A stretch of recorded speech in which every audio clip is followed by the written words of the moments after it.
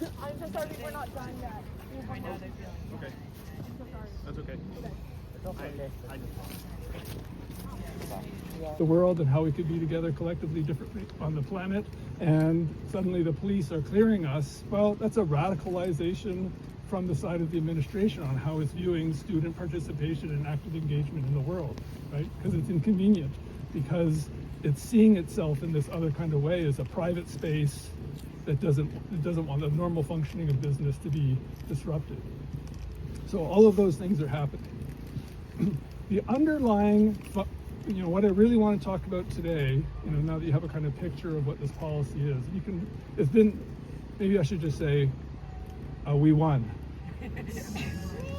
It's gone. We took it down. And let me just acknowledge who it was students, right? It was students having constant conversations with the administration, going and saying, we have issues with this, we want this change, we're not comfortable with this. It was faculty and staff writing letters, putting forward motions, circulating documents.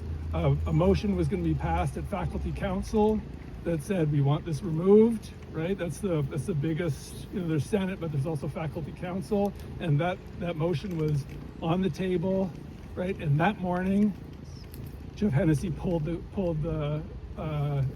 policy, and it no longer exists on the website. It no longer exists. So as evidence of, right, good grassroots mobilizing and organizing, the way that we get stuff done, right? We got something done.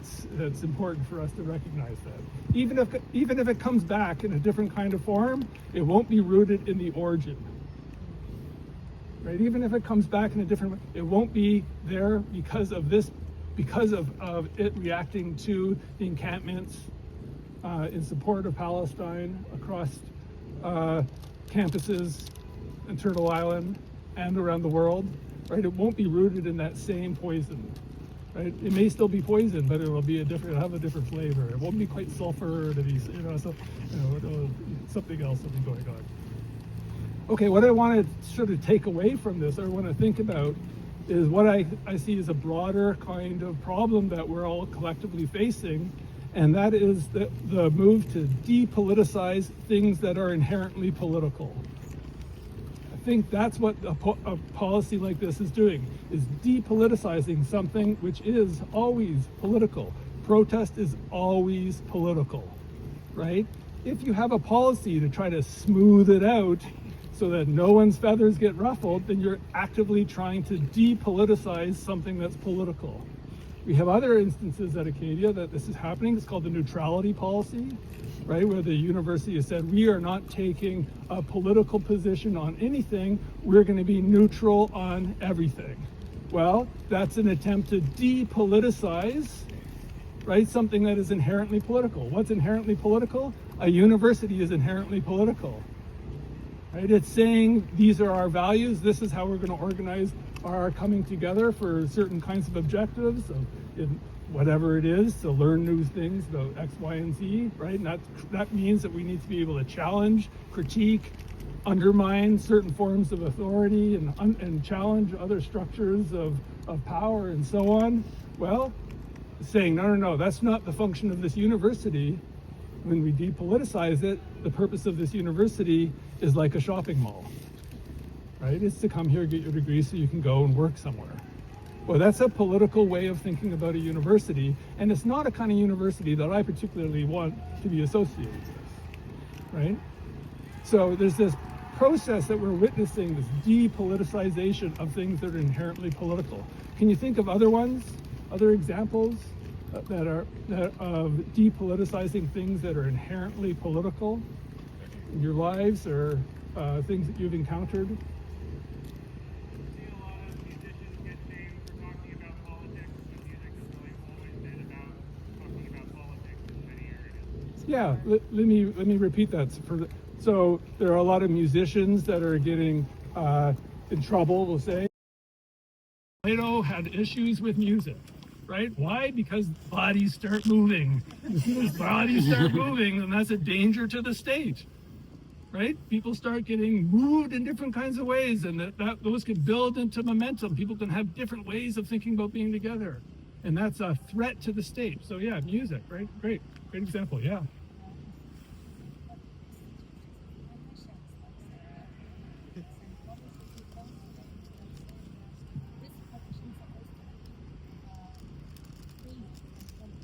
Right.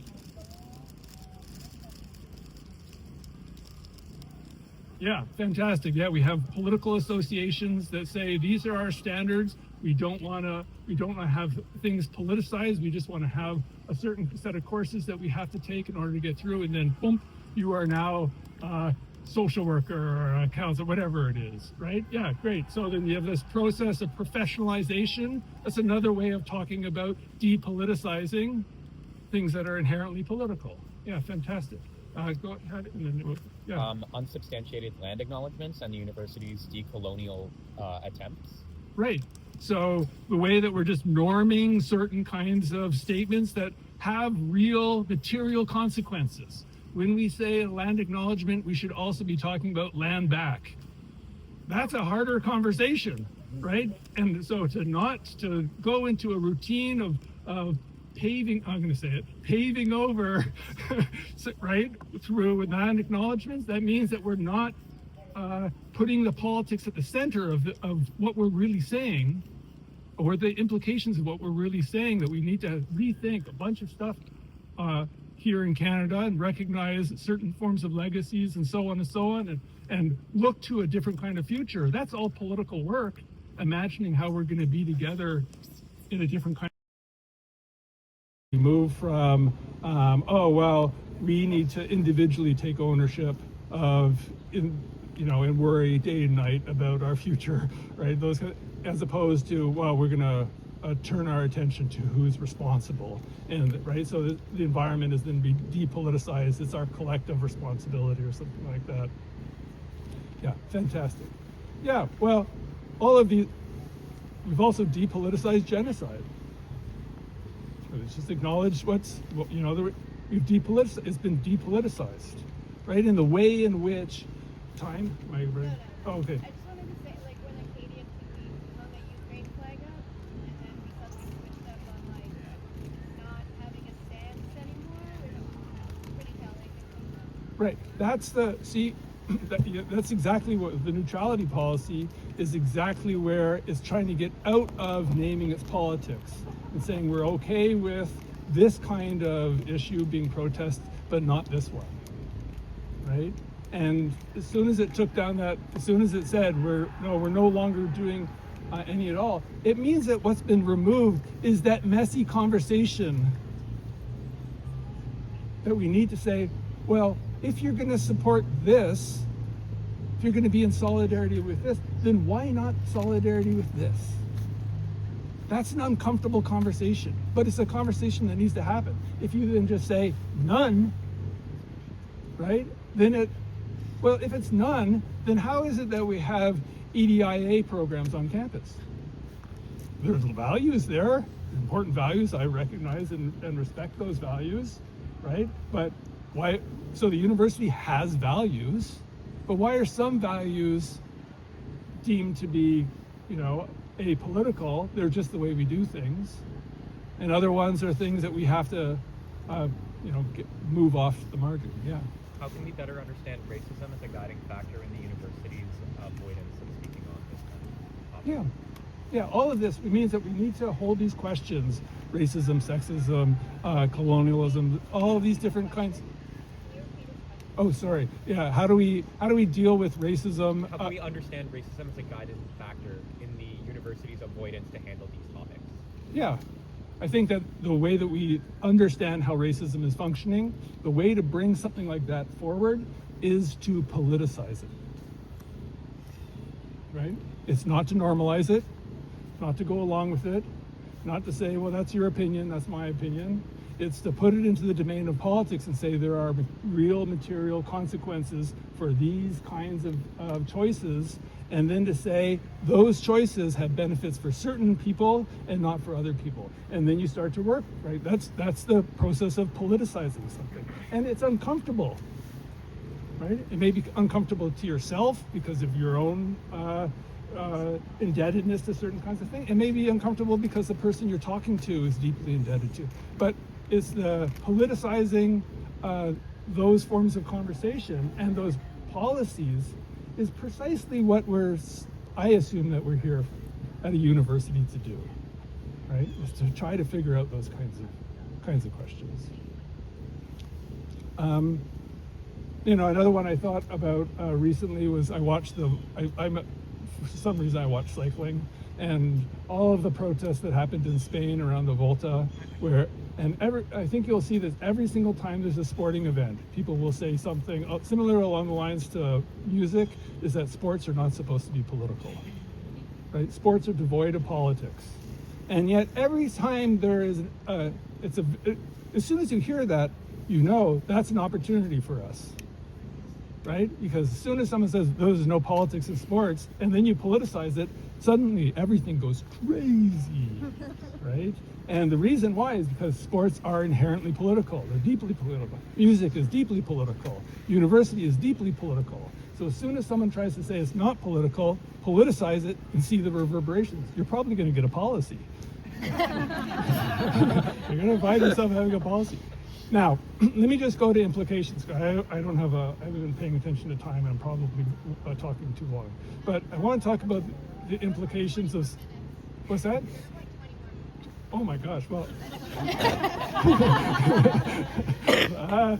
Let's talk about implications of this, right? So there's this general phenomenon that I think is happening, and it usually travels under, I'm going to call it responsibility. People are acting responsibly. That's how they cover it, right? That's how they depoliticize something. I need to act responsibly. Or another one that they do is called safety.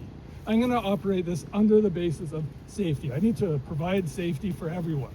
And therefore, no, we can't have the chance of X, Y, and Z happen. So it's this domain of safety. And it can happen. Wolfville has done it when the union wanted to have a march down the center of Wolfville. No, you can only have it at a park.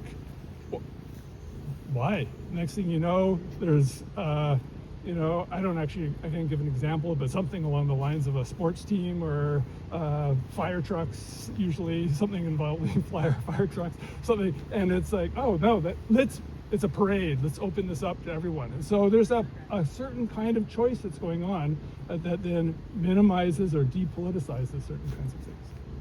Okay, so that general phenomenon. What are the implications? What are the implications for us at Acadia?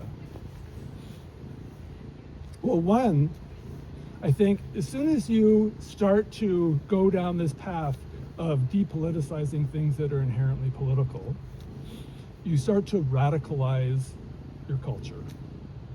You start to create divisions, and you start to demand forms of action that transgress boundaries. So I guarantee you, if you put this policy through, if this policy was still standing, and I was going to, as a student, if I was going to organize as a student in my day or whatever that was, right? I was going to organize a protest. It would start at 10 and go all the way until 5:30 in the morning. It would happen at all the times that are prohibited. Why? Because and then, right, so that's first, is that as soon as you draw a line, someone who engages in protest is going to want to cross that line. Basic politics, right? There's a line, I'm going to contest the line. The response to it is going to be quite profound. As soon as you have a policy, right, they're going to have to enforce it. As soon as they have to enforce it, then I'm now looking for the RCMP behind me. Right, they're going to start bringing in the state to then come in and enforce that policy. And the repercussions are quite heavy for students, right? Who knows what the downstream implications of being arrested at a protest are in this new authoritarian future that we're embarking on. But what are the consequences for that? We don't know, right? So it has this kind of radicalizing and polarizing effect. Once you have police on one side and students on the other, as opposed to a initial acknowledgement, what we're going to talk about is messy. That's the function of a university. Let's get messy. Let's be okay with messy. We'll work it out. right? And this is the number one, the point at the very top of the motion to try to get this removed was there is no demonstrated need for this policy. We exist within a campus that is respectful, always has been respectful. Most profs would absolutely celebrate to see students doing some kind of political action and doing something, right, as opposed to whatever it is, cup and this and whatever, all these, right, some kind of balance that we would love to see that. And so it's almost, right, the culture itself is almost too respectful. And so what is this fear? There was a lot of talk about, well, the legality. As soon as you move to the questions of constitutionality, right, that the university has the right to be able to govern this space as if it was a shopping mall, right? And it's true, that is, the courts have tended to say, we're not going to get involved, right? But it's not true as soon as you start to talk about enforcement. Because as soon as you start to talk about enforcement, then who's enforcing it? It's the RCMP, right? So it's messy. It's interesting, right? The policy is bringing up messiness. What about encampment? What if we think for a second about what's happening on Hunter Mountain, an encampment? And then you were thinking, oh, well, what is exactly Acadia's responsibility in the peace and friendship treaties? Is it going to ban encampments? Oh, I don't know. That then sounds like a charter challenge. That starts to sound like something which is pretty tricky, right? So that's messy. So even the policy itself, this is my hope, right? Even the policy itself invites messiness back in. It invites an opportunity for us to politicize these things. I would say to you, I think we have work to be done. The work we have to do is on the neutrality policy at Acadia. The work that we have to do is the student, I'm going to get this wrong, the non-academic judicial student code of conduct. Yeah, let's say it again. Non-academic judicial student code Yeah, of conduct. I can never keep that. Non-academic judicial code of conduct. You are not prisoners. You are not prisoners, right? And if you go through that document and you look at how the administration is talking about your rights here at Acadia and what you can and cannot do, and one reason, a cynical reason to read why they removed this policy is because they think they already have it covered under this document. There are other ways to get this done without having a policy, and the mistake now is seen as putting a policy out there as opposed to, there's still work to be done. The policy isn't there, but the policy is there, right? The policy is in place. It's just they gave a name to it, and so we politicized it. But it's there. It's in the student, non-academic judicial code of conduct, right? Right? And there may be good things in there. Again, there may be good things in there, and they have to be there in order for this thing to function, and so on and so on. But it has to involve you to make those. You have to agree to those policies in the same way that if we're going to have a protest policy on campus, it should, I would imagine, start by saying we celebrate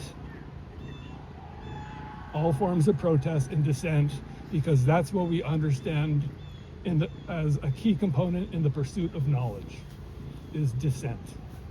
Saying this theory is bunk, I'm going to go back in the lab and test it out and show that it's wrong. All the way from sciences, all the way to humanities, all the way, it's about dissent. And if you start to say dissent has no place in the university, then knowledge production has no place in the university. So again, we're on solid ground, and so the neutrality policy, the student, I'm going to say it again, right? That we have a lot of stuff, a lot of work to do to actually to make the university live up to its responsibility to be a university, and I think that that's a big part if we think about how protests move from the local to the global. If we tie it back, right, we need to be able to feel comfortable dissenting. We need to be living in a space in which dissent is encouraged so that because it's really tough to speak out about genocide. It's, we have a motion coming forward to the Faculty Council as well, right? That's going to make a series of statements about what's happening in Palestine. And it's going to be uncomfortable, right? But we need to be able to have that starting point of recognizing and valuing dissent as a starting point for us to be able to challenge something else, which is ultimately depoliticized. And that is how the world is organized. I didn't tell you, I teach politics. And I teach international politics. And one of the first things that probably when you walk into an international politics class is you think that the world is made up of a map of all these different colors, and then it's just those countries interacting with each other. And that's what international politics is. Well, what about all the stuff that's happening underneath? What about all those peoples, nations that don't get their own color?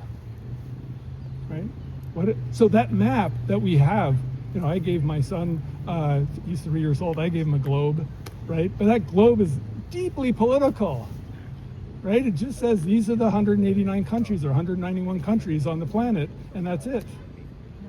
As opposed to, one, there are a whole hell of a lot of other people who are deserving of self-governing and self-determining and all those kinds of things.